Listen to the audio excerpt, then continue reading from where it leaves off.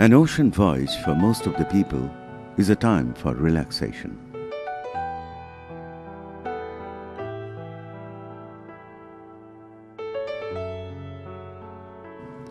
But for a young Indian physicist, it was a time for contemplation and calculation.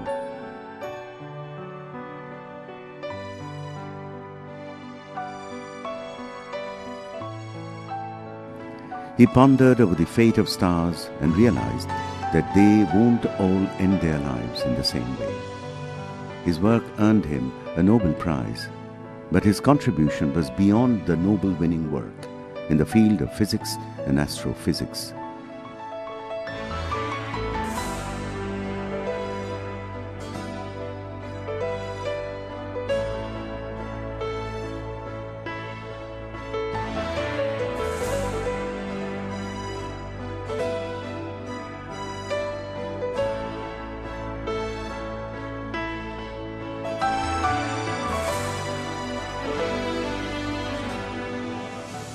S Chandrasekhar, better known as Chandra, was born on October 19, 1910 in Lahore, India, which is now in Pakistan. After earning his degree in physics from the Presidency College, Chennai, he was invited to pursue a doctorate at the Cambridge University. The first scientific paper, titled Compton Scattering and the New Statistics, was published by young Chandrasekhar at the age of just 18. This explained his extraordinary skills and scientific temper for pursuing science. Pretty nearly made up my mind that I wanted to do science, and perhaps in some way that initial assumption, the initial dedication to science has remained with me all through the years. As for astrophysics, it was in some sense accidental. During my last year in college, Arnold Sommerfeld, a very well-known physicist, visited Madras, and he introduced me to the new developments in quantum statistics. And he wrote papers which so beautiful and so elegant that it was possible even for an undergraduate student to read. Well, and also I had been self-introduced to Eddington's Internal Constitution of the Stars. And to put the ideas of stellar constitution and the new developments was a rather natural one. Well, in some ways, I mean, that was not a difficult piece of research, even for a young student of my ignorance in those days. Well, and I went to Cambridge. My intention was to do theoretical physics. But somehow or other, the atmosphere in Cambridge in those days was such that I was left largely to myself. And I continued in that way. And so, in a sense, my interest in astrophysics was accidental, and in fact I tried many times to change to physics, but it failed. During his last 2 years at the Presidency College in Chennai, Chandra formed a friendship with Lalita Duriyaswamy, 1 year his junior. This friendship matured, and they married in 1936. In his autobiography, Chandra acknowledged that Lalita's patient understanding, support, and encouragement had been the central facts of his life. She was gave a complete support in his endeavor. She didn't stop, she really, how should I say, she was, she sacrificed her life in some sense. Again, I quoted yesterday from the scientific autobiography, how he tells that she was a constantly source of inspiration, motivating force. And she used to go with him for all his lectures and always with him in every support. She appreciated, she was a critical, she understood what he was doing, but She didn't understand all the complicated calculations we were doing, but she was good enough to know the importance of his work and supporting. It requires a lot of sacrifice on the part of a wife. Honors and awards showered upon him for his outstanding contribution to the field of astrophysics.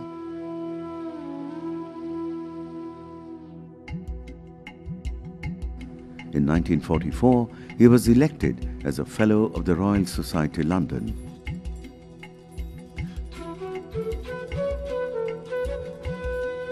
In 1968, the Government of India honored him with Padma Vibhushan.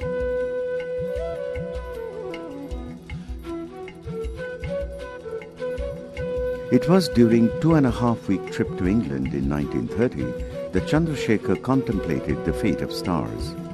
Stars like the sun die by casting their outer layers into space, leaving only their cores, known as white dwarfs.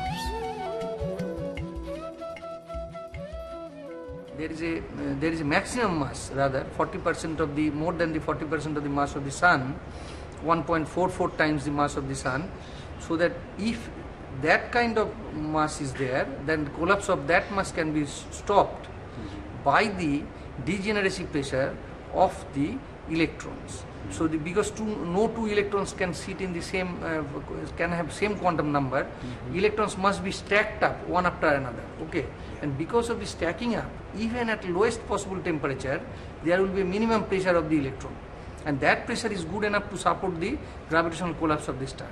And that gravitational collapse can be supported only if the star mass is no more than Chandrasekhar level. These objects are thousands of times denser than normal matter, so dense that most of the star's mass is packed into a ball the size of the Earth. Chandra calculated that there is a weight limit for white dwarfs, precisely 1.44 times the mass of the Sun. Anything heavier must either collapse further or explode. Sir Arthur Eddington, a renowned astronomer of England, considered the idea absurd. His views turned most other astronomers against Chandra's ideas. Well, one thing that happened was that Chandrasekhar left the field of stellar structure in which he had worked when he had arrived at the white dwarf limit, mass limit, and Eddington did not believe in his calculation and ridiculed it. And that happened in the public meeting at the Royal Astronomical Society.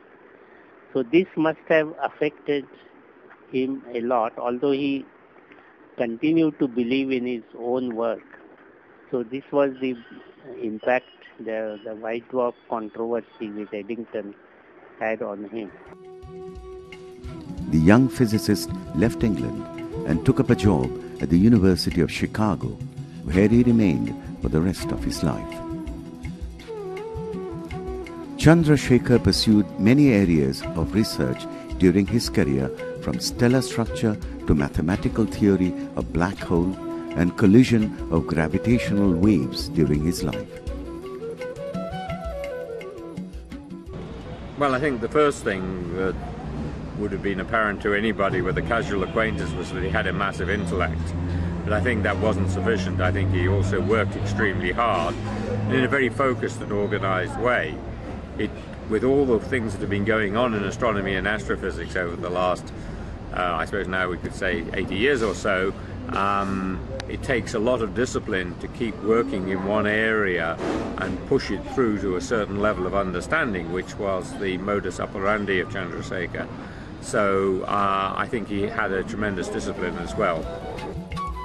Subramanian Chandrasekhar was one of the foremost astrophysicists of the 20th century.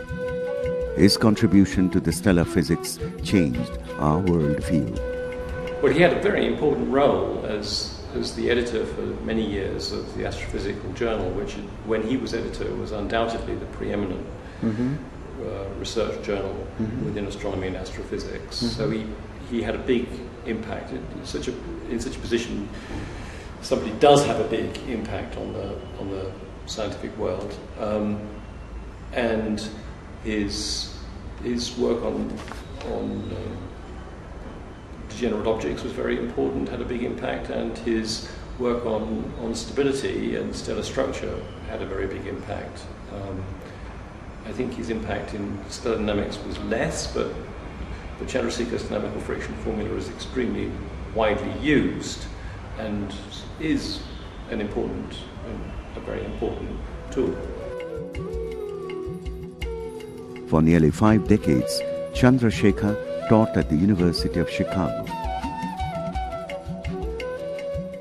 Very first encounter, I visited University of Chicago in, I guess, probably 1972, just mainly visiting Bob Garroch, who was a professor there, but I met Chandra and was quite impressed with his youth. I mean, I read about all the work that he had done back already then. It was 40 years earlier, and so I expected to see a feeble old man or something, but he was very youthful, very energetic, very interested in talking to people like me at the time who were young and were just getting into the. So I found him to be. I really enjoyed talking to him because I found that he would give you enough time, and he would not sort of shun you or send you off in the middle of a discussion. If we were talking about something which he considered to be important, he would go through it. And I think for a young person, first of all, to be talking to somebody of that stature, and also to find that that person is interested in what you are saying, and that he is not going to stop the discussion until you say that, yes, I'm satisfied with what you are saying. Professor Srinivasan recalls his days with Chandra at Chicago. So I went to Chandrasekhar on one of those Thursdays and said, I am Srinivasan, I'm a new student here. He said, yes, I know, you're taking my course in statistical mechanics. I said, well, I'm going to be here for a few years and I would like to meet you sometime. And he looked at me and said, well, more or less saying, well, if you want to ask me something, you ask her now, what is all this about meeting me sometime, right? So I thought, okay, so this is what everybody had warned me about. So I was sort of prepared for it mentally. So I told him, no, nothing in particular, I just want to have a chat with you sometime. He said, okay, I'm very busy nowadays. I will call you when I have some free time. And then nothing happened for about 3 months or so. Then one Thursday, it was in December of 1965, there was a very heavy snowstorm in Chicago. And the speaker that afternoon could not arrive in Chicago because the airport was closed. And the colloquium was cancelled. And I was rather surprised that the telephone in my office rang. And that was Chandrasekhar on the line. And he said, well, you wanted to talk to me. Can you come now? So I said, fine. And then I went to his office. Chandrasekhar proved that there was an upper limit to the mass of a white dwarf. This limit, known as the Chandrasekhar limit, showed that stars more massive than the Sun would explode or form black holes as they died. I mean, I find it slightly embarrassing, if I may say so, because the fact that for some reason or another, including the romance, quote unquote, of my controversy with Eddington, yes, of the early work, yeah, and the emphasis on it as a part of my life, I am afraid distorts my life. I mean, if I have the time, I can tell a small story. Please do. I remember that in 1983, when the announcement from Stockholm had been made, there was a reception at an embassy, and a lady came to me and said, isn't that wonderful? I said, yes. And then she said, I understand you got the prize for something which you did long ago. I said, yes. Wasn't it almost 50 years ago? I said, yes. And she said, what have you been doing since? and I told her, they also serve who stand and wait. And she said, have you been waiting for this prize all these years? Well, the point is that my scientific efforts have been in different areas, and it has not been influenced in any particular way. Yes. In 1983, he received the Nobel Prize for his work on the evolution of stars, work that began with an oceanic voyage more than 5 decades earlier. Chandrasekhar, I think he thought about a particular problem, went so deep into it, he took at the bottom of the problem. So that can be done only by people who are determined to explore and understand the fundamental mysteries of the nature. The youngsters should have that inquisitive mind. Chandrasekhar became a role model and an icon for scientists around the world with his unique style of research, and inspired a whole generation of young people who dedicated their lives to the cause of science.